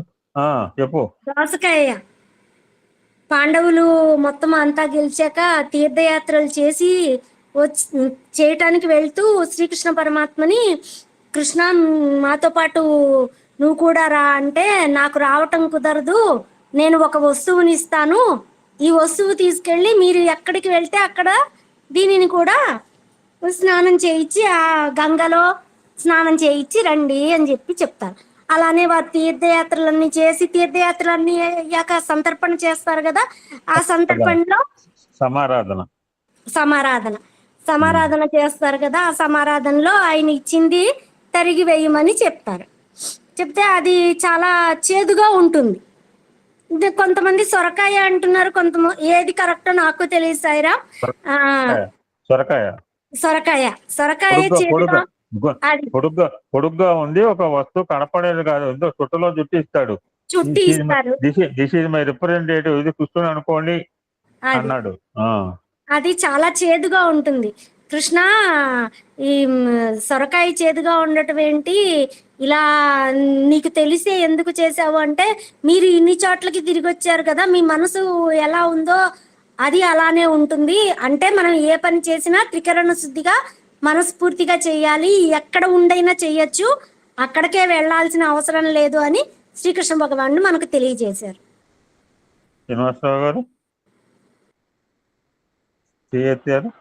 అది సొరకాయ కాదండి, దోసకాయ అండి. దోసకాయ చేదుగా ఉంటది కానీ సొరకాయ మామూలుగా తప్పగానే ఉంటదండి ఎక్కడైనా. దోసకాయ అయితే చేదు వస్తుందండి. అవునవును. ఇప్పుడు ఇందాక సమారాధన అంటే దోసకాయ, నక్క దోసకాయ అదేనాను. ఓకే. నేను కొత్తగూడెంలో ఉన్నప్పుడు మహాకుంభమేళ అని హైదరాబాద్ నుంచి బయలుదేరామండి. 32 మంది బస్సులో బయలుదేరాం. 4 రోజులు ప్రయాణం, 12,000 ఛార్జ్. నేను చాలా మంది డిస్కరేజ్ చేశారు, అక్కడ బాగలేవు పరిస్థితులు, పోతే పోయి అన్నారు. కానీ నేను పోదలుచుకున్నాను. మహాకుంభమేళ అంటే 144 మా ఫాదర్ అంటుండేవారు అన్నమాట, మహాకుంభమేళ. నేను వెళ్ళేప్పుడు బస్సు బయలుదేరినప్పుడు ఎవరికో తెలియదు, డిఫరెంట్ ప్లేస్ లో ఉన్నవాళ్ళం. నేను మా కొలీగ్ ముగ్గురు అలాగే డిఫరెంట్ ప్లేస్ లో బుక్ చేసుకున్నారు. బస్సు స్టార్ట్ అయ్యి ఫ్రమ్ హైదరాబాద్. 4 రోజులు బస్సులో నిద్ర, ఒకరోజు మొత్తం లాడ్జీలో ఇప్పించారు కాశీలో. ఇట్లా పోయేటప్పుడు మాకు భజన అంటే అలవాటు కదా, మాట్లాడటం అలవాటు. నేను పోయేటప్పుడు కొన్ని 4 రోజులు జర్నీ కానీ కొన్ని అష్టోత్తరాలు లేకపోతే అమ్మవారి స్తోత్రాలు ఇవన్నీ ప్రింట్ చేసి తీసుకుపోయినా, ఎవరికైనా ఉపయోగపడతాయండి. నేను వచ్చేటప్పుడు ఐ బ్రాట్ రిటర్న్ 25,000 పట్టుకొచ్చానండి. వెళ్ళేప్పుడు ఎవడో తెలియదు, వచ్చేటప్పుడు I brought 25,000 with me for this old age home and orphanage home. ఎలాగో సమారాధన చేయాలి కదా సార్, యూఆర్ ట్రస్టీ అంటున్నారు అని. నేను ఉత్తరం కాదు, వాళ్ళు వచ్చిన తర్వాత వాళ్ళ పేరు మీద మేము 1,500 ఇస్తే భోజనం పెడతామండి ఒక పూటకి. కొత్తగూడెం ఇప్పటికైనా ఎవడన్నా 1,500 ఇవ్వండి, మీ పేరు మీద అక్కడ కొత్తగూడెం ఓల్డ్ ఏజ్ హోమ్ డీజేపీలో భోజనం పెట్టిస్తాను.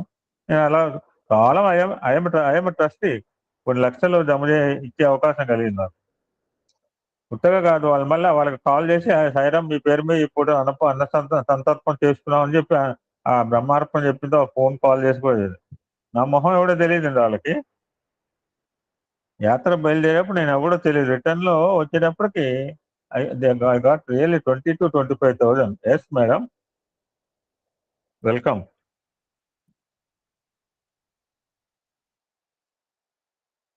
అదే నిజమైన పుణ్య నదీ స్నానం. హృదయం నిర్మలంగా లేనప్పుడు నాలుక మీద భగవన్నామం ఆడినా లాభం లేదు. మాటలకు చేతలకు సమన్వయం లేకపోవడం చేతనే అక్రమాలు అశాంతి అంతటా అలుముకుంటున్నాయి. చాలా అద్భుతమైన మాటలండి బాబు. ఈ మెసేజ్ అద్భుతంగా ఉంది. మానవుడు తన ఆహార విహారాలకు సక్రమంగా ఇందాక చెప్పింది సక్రమంగా చేసుకోవాలి. అతిగా తింటాం పనికిరాదు, బాగుంది కదా అని ఉపవాసం కూడా పనికిరాదు. గిరిజ విరామ సమయం చక్కగా వినియోగించుకోవాలి.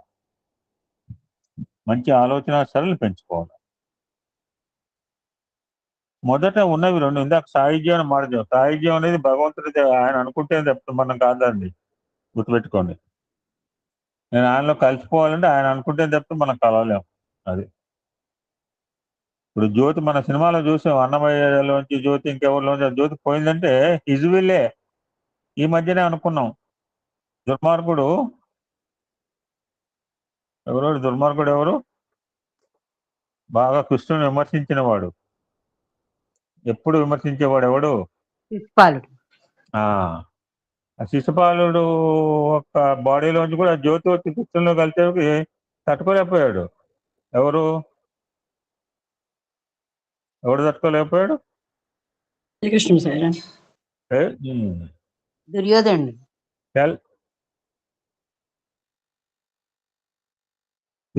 శిశుపాలు సంహరించబడిన తర్వాత ఆ జ్యోతి వచ్చి కృష్ణులో కలగటాన్ని తట్టుకోలేకపోయాడు ఒకడు, ధర్మరాజు. అప్పుడు నారదు చెప్తాడు అన్నమాట, వైరము రావణాసుడు తీరి అనమాట. వైరం కానీ ఏంటి ప్రాణం ఉన్నంత వరకే. ఎప్పుడు కూడా నిరంతరం నా గురించే ఈ తప్పులు 100 తప్పులు ఎంత ఫాస్ట్ గా ఎందుకు చేశాడు? హీ వాంట్ మెర్జ్ మీ, నాలో కాదు. You can take 100 years for 100 sins. నీకు 100 తప్పులు ఇస్తున్నాను అని 100 సంవత్సరాలు టైం ఇచ్చాడు అనుకోండి, సంవత్సరానికి తప్పు చేసుకుంటూ చేయవచ్చు. అలా కాకుండా తప్పులు తొందరగా చేసి మెర్జ్ నేను అది. సో సాహిత్యం అనేది ఆయనది, ఆయన అనుగ్రహం మాత్రమే. అనుగ్రహం అంటే మన వేదంలో చెప్పాడు. అనుగ్రహం అంటే ఎలా తెలుస్తుంది? మనలో అనుక్షణము మనతో ఉండి, ఇప్పుడు 11:51 అయింది, ఎమ్మెల్యేకి ఏం కావాలి, ఏ మాటలు కావాలి? ఇప్పుడు నాకు మాటలు కావాలి, తిండి అక్కర్లా. ఇది ఒక అరగంట అయితే తిండి కావాలా. ఇప్పుడు నాకు మాటలు సెర్చింగ్ కావాలా, ఎక్కడెక్కడ థాట్స్ నాకు బుర్రలో కలవాలా. సో అంటే లోపల ఉండి మనకి ఏ క్షణంలో ఎప్పుడు ఏం కావాలో చూసి ఇచ్చేవాడు. దట్స్ అనుగ్రహం. Fantastic definition.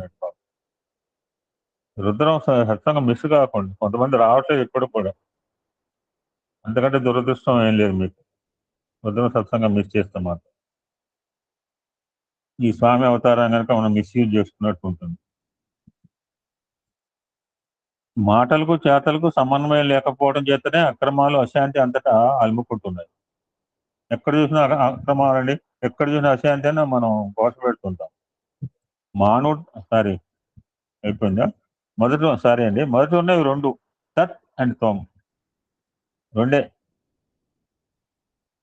అహం ఒకటి, బ్రహ్మ రెండు. ఇందాక చెప్పింది ప్రకృతి వేరు, పురుషుడు వేరు కాదు. ప్రకృతి పురుషోత్తముడు యొక్క భావం. తెర వేసేది ఆయన, తెర తీసేది ఆయన. తర్వాత భ్రాంతి గొలిపే ప్రకృతి అనే మూడవ వ్యక్తి వచ్చింది. ఈ ప్రకృతి అనేది పెళ్లిళ్ళలో మధ్యవర్తి మాదిరి. ఇంతకంటే సింపుల్ గా ఎవడు చెప్పడండి బాబు. ఆడపెళ్లి వాళ్ళ దగ్గరికి వెళ్ళి అంత గొప్పవాడు లేడని పెళ్లి కొడుకును ఆకాశానికి ఎత్తుతాడు. మగ పెళ్లి వారికి దగ్గరికి పోయి, మీ సంబంధం అంటే బాగా మోజుగా ఉన్నారు కాబట్టి కట్నం బాగా గుంజండి అని చెప్తాడు. అంతా స్థిరపడి కళ్యాణం జరిగిన వెంబట మధ్యవర్తి మటుమాయమైపోతాడు. ఒక సినిమాలో బ్రహ్మానందం ఎవరో హల్చల్ చేస్తుంటారు. ఏ సినిమానో అది? అటు వాళ్ళు తెలియదు, ఇటు వాళ్ళు తెలియదు. కాఫీ తాగారా, టిఫిన్, పెళ్లి సందడి సినిమా ఏమో. అటు వాళ్ళు కాదు, ఇటు వాళ్ళు కాదు. తత్వం అనేవి రెండు ఏకమైన తర్వాత ప్రకృతి అంతరాదు. అది సాయుధ్యం. చక్కెర కుడి చేతిలో చక్కెర ఉంది, ఎడమ చేతిలో గ్లాస్ ఉంది. రెండు సెపరేట్ గా ఉన్నాయి. వన్స్ చక్కెర గెట్ సాయుధ్య విత్ వాటర్, ఎక్కడ ఉంది చక్కెర? ఎవడన్నా తీస్తాడా? మళ్ళీ దాన్ని నేను ఉడకబెట్టి తీస్తా అని చెప్తే మేము మిడివాదం మాట్లాడితే నేనేం చెప్పలేదు. నాకు పిడివాదాలు ప్లేస్ లేదు. I'm so practical man. ఆ నీళ్ళు ఇవ్వండి ఉడకబెడతాను, మరి చక్కెర తీస్తానంటే తీస్తే తీయవచ్చు. రెండు కలిసిపోయిన తర్వాత ఎక్కడ నో డిఫరెన్స్. తత్ అండ్ తోమ్ అనేవి రెండు ఏకమైన తర్వాత ప్రకృతి అంతరాత్మ అవుతుంది. మూడవది లేదు, తెర లేదు అక్కడ. నేను అనే అహమునకు బ్రహ్మమును సాక్షాత్కరింపు చేయటము. నేను అంటే అహంకారం కాదు, ఈగో కాదు, జీవుడు. నేను అనే అహమునకు బ్రహ్మమును సాక్షాత్కారం చేయడం ప్రకృతి నిర్వహించే పాత్ర. సో ప్రకృతిని విస్మరించమని చెప్పలేదు భగవంతుడు. You have to get attain beauty with through nature only. పరమాత్మను పొందాలంటే ప్రకృతిని వాడుకో, కానీ ప్రకృతిలో జీవించకు. ప్రకృతితోనే అయిపోయింది అనుకోవద్దు మనం. ఎంత బాగా నేను అనే అహమ్మునకు బ్రహ్మము సాక్షాత్కారం చేయడం ప్రకృతి నిర్వహించే పాత్రకు ప్రయోజనం. The role of the nature is to reach our aim and goal. నిజానికి తత్ త్వం అనే రెండింటికి భేదము లేదు. టూ సైడ్ ఆఫ్ కాయిన్ అనుకున్నాం. బొమ్మ బొరుతున్నాం. నేను ఇంకేదో చెప్పాడు. బొమ్మ బొరుసు నిప్పు అండ్ పొగ, ఏదో నిప్పు ప్రమిద అండ్ వెలుతురు అంటాను నేను వేదంలో. ఆయన కెరటము సముద్రము, నది సాగరం ఒకటే అయినట్లు అవి రెండు ఒకటే. ఇవాళ నా వయసు బాగుందండి. బాగుంది సార్, ఇవాళ బాగుంది. కొంచెం నేను వెరీ బ్యాడ్. పోతానే అనుకున్నా అక్క, నీలాగా అప్పుడప్పుడు అనుకుంటానే పోతే పోనీ అమ్మ, ఏదో రోజు పోవాల్సిందిగా అక్క. రంది లేదు. ఇలా మనం మాట్లాడుకుంటూ వెళ్ళిపోతే అంతకన్నా అదృష్టం లేదు. అంటాడు మహేష్ బాబు అంటాడు ఏదో సినిమాలో పోకిరు, ఇక పోతే ఇంకా ఈ ఫేస్ పౌడర్లు లిప్స్టిక్లు ఇవే ఉండవు అంటుంటాడు దాంతో హీరోయిన్తో. ఈ గొడవే ఉండదు, మేకప్లు అది ఇది. అందువల్ల నేను మిమ్మల్ని అమృత స్వరూపులారా, శాంత స్వరూపులారా, ప్రేమ స్వరూపులారా, కొత్త పిలుపు వచ్చింది. ఎంతసేపు మనం దివ్యాత్మ స్వరూపులారా, ప్రేమ స్వరూపులారా అని జనరల్గా ఎవడైనా అంటుంటాము, అందరు చెబుతుంటారు కూడా. ఇక్కడ రెండు యాడ్ చేశారు స్వామి. అందువల్ల నేను మిమ్మల్ని అమృత స్వరూపులారా, అమృతం నాట్ అనృతం, అమృత స్వరూపులారా, శాంత స్వరూపులారా, ప్రేమ స్వరూపులారా అని సంబోధిస్తారు. ఎప్పుడు కూడా దుష్టులారా, దుర్మార్గులారా సంబోధించడం అసహజం. ఈ సంబోధనలు మానవుల నిజ స్వభావం వెల్లడించవు. ఇందాక చెప్పింది సహజ లక్షణాలు ఏంటో, స్వభావం ఏంటి, ప్రభావం ఏంటి బాగా. ప్రేమ, శాంతి, సౌజన్యము, అమృతత్వం మానవుల అసలు లక్షణాలు. ఈ కనపట్లేదంటే మాయమైపోయిన మనలో. ఎక్కడ కనపట్లేదు అంటుంటాడు ఏదో సినిమాలు అన్నాం అనుకోండి. కించిత్ ప్రేమ లేదు, కించిత్ శాంతం లేదు, అంటే మనం వేరే రంగులో వేసుకున్నట్టు అనమాట. ఒరిజినాలిటీని కోల్పోతాం. దుష్టత్వము, దుర్మార్గం అనేవి అజ్ఞానం వల్ల, భ్రమ వల్ల తీర్థయాత్రలో చక్కని బాట విడిచి తీర్థయాత్రలో చక్కని బాట విడిచి సందుగొంతులు దొరికినట్టు పొరపాటుగా ఏర్పడుతున్నాయి. ఇది రాజబాట ఉంటుంది, సందుగొంతుల బాట ఉంటుంది. ధర్మ కర్మల చక్కని దారి వెంట సూటిగా సాగి బ్రహ్మమనే గమ్యం చేరుకోవాలి. కర్మాచరణ తప్పనిసరి అండి. You must do it. నేను చేయని అడవదు. నేను ఆపితే ఇంకోటి ఎవడో గ్రూప్ మొదలు పెడతాడు, ఏం ఆగదు. సంబడి విల్ స్టార్ట్, రెడీగా కూడా ఉన్నారు. నేను ఎప్పుడు ఫుల్ స్టాప్ పెడతాను. సో కర్మాచరణ తప్పనిసరి.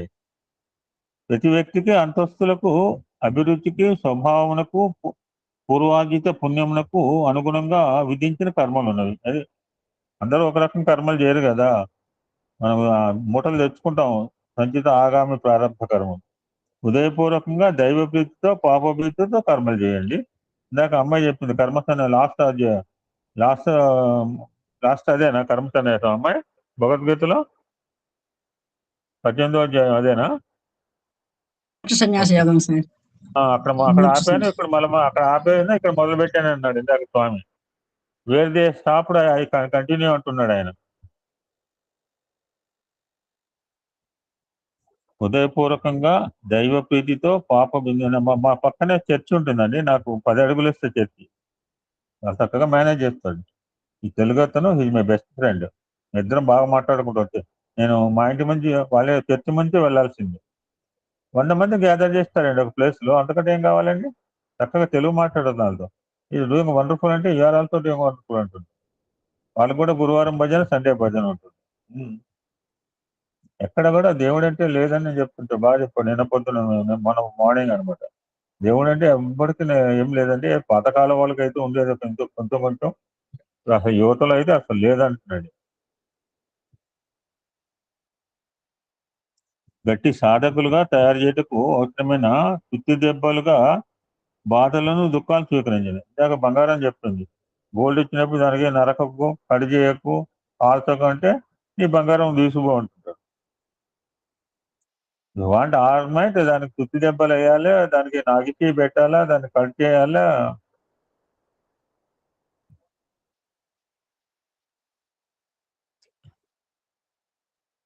విజయ పరాజయాలను సమధిస్థితితో ఆహ్వానించండి. బుద్ధిని, ఇంద్రియాలను అధీనంలో ఉంచుకునే శిక్షణను, నైతిక నిబంధనలను అనుభవశాలైన ఋషులు ధర్మం అని పేర్కొన్నారు. వాట్ ఈ ధర్మం అంటే what to be done, what not to be done. వాళ్ళంతా అనుభవించి మనకు చెప్పారు ఋషులు. దట్స్ కాల్ ధర్మ.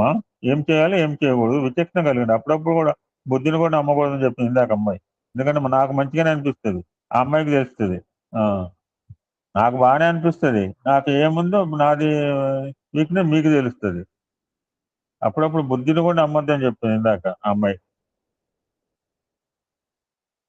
సో వాళ్ళు తపస్సు చేసి సాధించారు, దాన్ని పేపర్ మీద పెట్టారు, దాన్నే ధర్మం అంటున్నారు, దాన్నే వేదం అంటున్నారు, దాన్నే ఇప్పుడు కాన్స్టిట్యూషన్ అన్నారు, దాన్నే రకరకాలుగా చెప్పుకుంటున్నారు, దాన్నే భగవద్గీత అన్నారు, అదే పురాణం అన్నారు, అదే హెల్ప్ ఎవరు అన్నారు, అదే హార్ట్ ఎవరు అన్నారు.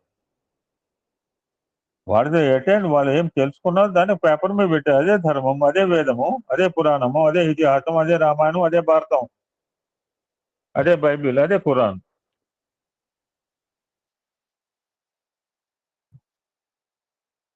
నైతిక నిబంధనలను అనుభవశాలైన ఋషులు ధర్మం అని పేర్కొన్నారు. ఎటువంటి వాక్యాలు చూడండి. ఎవడని చెప్పాడు ధర్మం అంటే, అది మీకు అర్థం కాదులే బాబు ఎందుకులేండా అంటుంటాడు. ఇప్పుడు ఎవడని చెప్తే 2 గంటలు చెప్తాడు కానీ ధర్మం అంటే ఒక్క ముక్క మనకి అర్థం కాదు. మానవులను అదుపులో ఉంచడానికే వ్యక్తి ధర్మం. స్వామివారి ధర్మం మీద ఒక బుక్లెట్గా రాశారు. వ్యక్తి ధర్మము, సహజ ధర్మము, ఆచరణ ధర్మం. నిన్న మనం వచ్చింది టాపిక్ వచ్చింది, పేర్లు వచ్చినాయి. వ్యక్తి ధర్మము, సహజ ధర్మము, ఆశ్రమ ధర్మము, వర్ణ ధర్మం ఏర్పడ్డాయి. ఈ పరస్పర సహాయకములే పురోగతికి కలిగిస్తాయి. అర్జునుడు క్షత్రియుడిగా వర్ణ ధర్మమును, జీవిత సహజ ధర్మమును నిర్వర్తించాలని కృష్ణుడు ప్రబోధించాడు. వీటికి అదనంగా విశేష ధర్మం ఒకటి ఉంది. ప్రత్యేక సందర్భాల్లో ప్రత్యేక పరిస్థితి ఏర్పడినప్పుడు విశేష ధర్మం నిర్వర్తించాలి.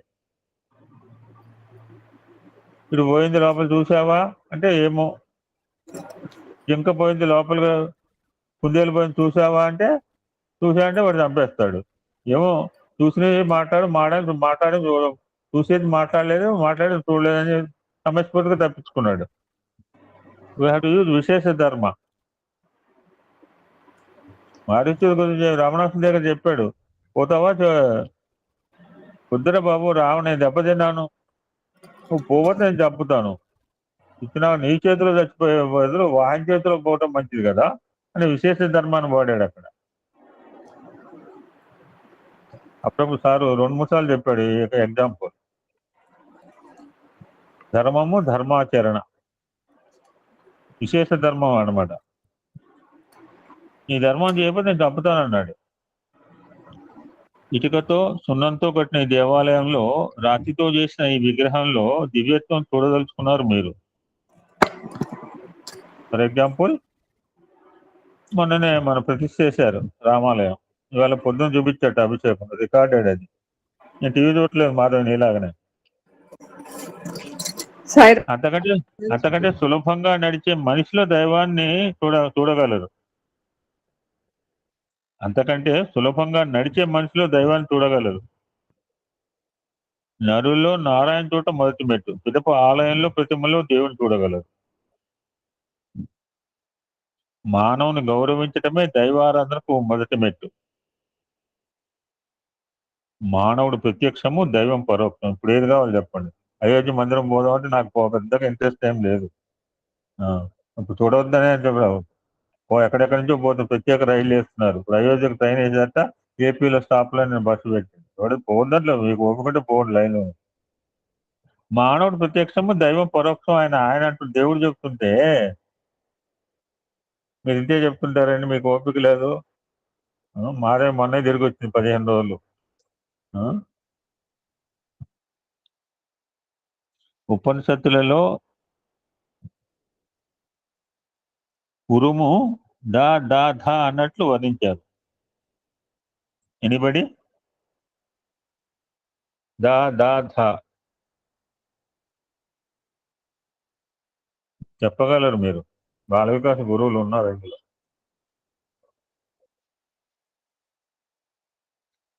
ఎనిబడి దా దా దా. అంజనేయ గారి స్పీచ్ కూడా విన్నవాళ్ళు ఉన్నారు చాలా మంది. ఓకే, బ్రహ్మరామ గారు చెప్తారు అనుకున్నాను. ఉపనిషత్తులో ఉరుము దా దా ధ అన్నట్లు వర్ణించారు. రాక్షసులకు దయ, దేవతలకు దమము, మానవులకు ధర్మం. ఇప్పుడు రాసుకోండి ఈసారి అన్న. దా దా దా అంటే ఈసారి చెప్పాలా. దయ, దమము, ధర్మం. ముగ్గురికి ఒకటే కాదు. రాక్షసులకు దయ, దేవతలకు దమము, మానవులకు ధర్మం. ఈ 3 అంశాలు నరుల్లో ఉన్నాయి కాబట్టి దయ, దమము, ధర్మము వారు అలవర్చుకోవాలి. ఇదే అవకాశం ఉరుములో చాటిన సందేశం. మానవుడు ప్రతిదినము మృత్యువు చేరువుగా పయనిస్తున్నాడు. మరణ సమయం రోజుకు దగ్గర పడుతున్నది. మనం భయపడాల్సిన అవసరం లేదు. మంతం మీద ఉన్నాడు మన ఎందుకు భయపడ. కాబట్టి మీకు శ్రేయస్సును సమకూర్చే పనులు వాయిదా వేయక వెంటనే చేయండి. శ్రేయస్సు అంటే ప్రేయస్సు 2 రకాల మార్గాలు ఉంటాయి. శ్రేయో మార్గము, ప్రయోగ మార్గం. వృత్తి, ప్రవృత్తి. నేను చాలా బాగా చెప్పాడు. రకరకాల వృత్తులు, అందులో నైపుణ్యము, అందులో అంతర్గతంగా ఉన్న రుద్రతత్వం ఒకటే. కుమ్మరి కావచ్చు, కమ్మరి కావచ్చు, లోపల ఆత్మ ఒకటే. అది గుర్తుపెట్టుకోవాలి. ఇన్ని రకాల వృత్తుల గురించి ఎందుకు చెప్పాడు అంటే రుద్రంలో అందరూ వాళ్ళు వేరువేరు నిమ్మ జాతి వాళ్ళు, లేకపోతే ఆడవిక జాతి వాళ్ళు, లేదా కొండ జాతి వాళ్ళు అని వాళ్ళు తీయద్దు. వాళ్ళు కూడా శతరుద్రియం అదే అనమాట. అందులో వాళ్ళలో ఉన్న నైపుణ్యం సంగతి పక్కన పెట్టండి. డిఫరెంట్ స్కిల్స్ నేర్చుకోవాలని చెప్పాడు. బాగానే ఉంది. అది లెసన్ ఒకటి. వాళ్ళలో టీచర్ అయినా, యాక్టర్ అయినా, మాధవ్ అయినా, జిఎల్ సరస్వతి అయినా, గుంటూరు బాలకృష్ణ అయినా, జగదీశ్వర్ అయినా, సుబ్రహ్మణ్యం, వీళ్ళందరూ ఆ గట్టపల్లి రాజమ్మ, అందరిలో ఉన్న ఆత్మ ఒకటి. అది లోపల కాన్సెప్ట్ ఒకటి. 7 రకాల ఉద్యోగాలు. మాధవ్ ఒక జాబ్ కావచ్చు, జిఎల్ సరస్వతి ఒక జాబ్, గుంటూరు భారత్ ఒకటి చేస్తుంటది, రాజమ్మ ఒక పని చేస్తుంటది. వాళ్ళు వృత్తి వేరు కావచ్చు, బట్ లోపల ఉన్న అంతఃచైతన్యము అది ఆత్మిక్ కాన్సెప్ట్. స్కిల్స్ నేర్చుకోమన్నారు, మంచిదే, నేర్చుకోవాలి. ఆ నైపుణ్యం వల్ల వాళ్ళు లౌకిక జీవితంలో ఎంత ఆనందం ఉందో అదే స్కిల్ని దైవీ మార్గంలో స్పిరిచువల్ పాత్రలో పెడితే ఎంతో ఉత్కృష్టంగా ఎదగవచ్చు అని we should learn a lesson from 4th అనమాట.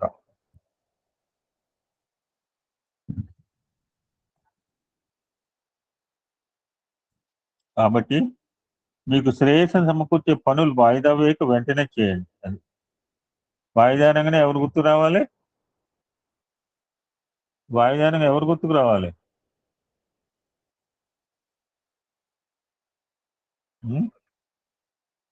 ఒక ఆయన వాయిదా వేయలేదు, వెంటనే ఇచ్చాడు.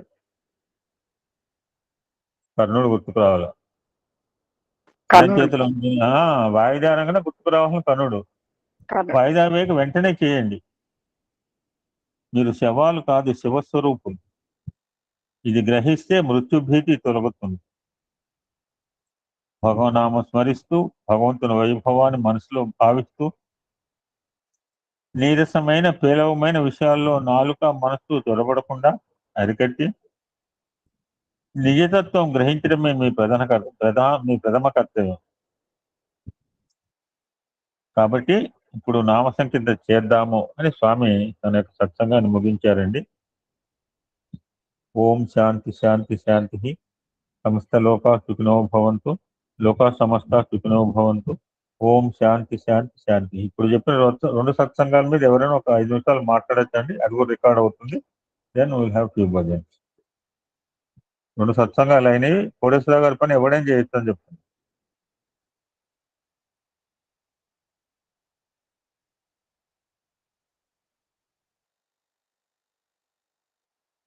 గురువు గారండి, నాకు అంటే దమ్మము అంటే సారా ఎవరైనా చెప్పండి. శమము దమము 100 సార్లు చెప్పుకున్నాం. కాదండి సార్, దయ అని తెలుసు, దమ్మము అంటే మీనింగ్ నాకు తెలియదు సార్. శమము దమం 100 సార్లు వచ్చినాయి మాటలు. నిన్న కూడా మొన్న కూడా చెప్పిండేవాడు. శమము బాహ్యేంద్రియ నిగ్రహము, దమము అంతరేంద్రియ నిగ్రహం. మైండ్ కంట్రోల్ అమ్మా, మైండ్ కంట్రోల్ అమ్మా. దమ్మము అంటే మనసు నిగ్రహం అమ్మా. ఓ సరే సరే. ఓం శ్రీ సాయిరామ్. సత్యం శివం సుందరం శ్రీ తిరుమలాచార్యుల వారు, దోపాటి తిరుమలాచార్యులు రచించిన వాటిలో మన గిరిజ చాలా చక్కగా విషయాలు తెలియజేసింది. అందులో కర్మయోగం గురించి కూడా 2 మాటలు చెప్పింది. అదేవిధంగా మరి ఈ స్వామి చేసేదంతా కూడా భాషా పదజాలం కొంచెం కఠినమైనప్పటికీ యుక్తాయుక్త వివేక్షణ, అంటే ఏది మంచి ఏది చెడు అని అది తెలుసుకుని దాంతో చేయాలని, ఈ విధంగా చాలా విషయాల మీద మన దారగిరి చాలా చక్కగా స్లోగా అర్థవంతంగా ఇవాళ పఠనం చేసింది. దానికి విశ్లేషణ చేయడానికి కూడా ప్రయత్నం చేసింది. అదేవిధంగా మన సోదరులు ఇవాళ చాలా విషయాలు చెప్పారు. ముఖ్యంగా పాస్ట్ ఈజ్ పాస్ట్, అది మనం గుర్తుపెట్టుకో. ఆ పాస్ట్ని మళ్ళీ గుర్తు చేసుకుంటే getting tears. Future is uncertain. మరి రేపు రాబోయే దాని గురించి ఆలోచిస్తే భయం. But present is not ordinary, omni present. అది చెప్పారు, చాలా చక్కగా ఉంది. అందరూ దయచేసి నోట్ చేసుకోండి. తర్వాత దానం గురించి చెప్పారు. ఇప్పుడు కర్ణుడు దానం గురించి చెప్పారు. తర్వాత 3 దాలు చెప్పారు. 3 దాలు: దేవతలకి దయ, మానవులకి దానము. అంటే మానవులకి 3 ఉండాలి: దయ, దానము, ధర్మము. తర్వాత ధర్మం గురించి చెప్పారు. ధర్మం అనేది మనం ఈరోజు రకరకాలుగా చెప్పుకుంటాము. ఋషులు ఏదైతే వాళ్ళు దర్శించి కాగితాల మీద పెట్టి అనుసరించి అనుష్ఠించి మనకి అందించారో అది ధర్మము చెప్పారు. తర్వాత మరి ఇందాక మన గిరిజ దాంట్లో కూడా వచ్చింది, సాలోక్యము, సారూప్యము, సాలోక్యము, సామీప్యము, సాలోక్యము, సారూప్యము, సాయుధ్యము. ఇవి చాలా సందర్భాల్లో మనం వింటూ ఉంటాం. సామీప్యం, భగవంతుడికి దగ్గరగా ఉండడం సామీప్యం. ఇప్పుడు మనం అంతా ఈ 2 గంటల్లో కూడా భగవంతుడి దగ్గరగానే ఉన్నాం. తర్వాత సాలోక్యము అంటే ఈ లోకంలోనే ఉన్నాం, భగవత్ చింతనలోనే ఉన్నాం. ఆ మాటలు ఏం క్వశ్చన్కి మైండ్ ఆలోచించడం, వినడం, ఇందులోనే ఉన్నాం సాలోక్యం. ఎప్పుడైతే ఈ 2 జరిగాయో సారూప్యం అంటే అటువంటి లక్షణాలు మనలో ప్రవేశిస్తాయి.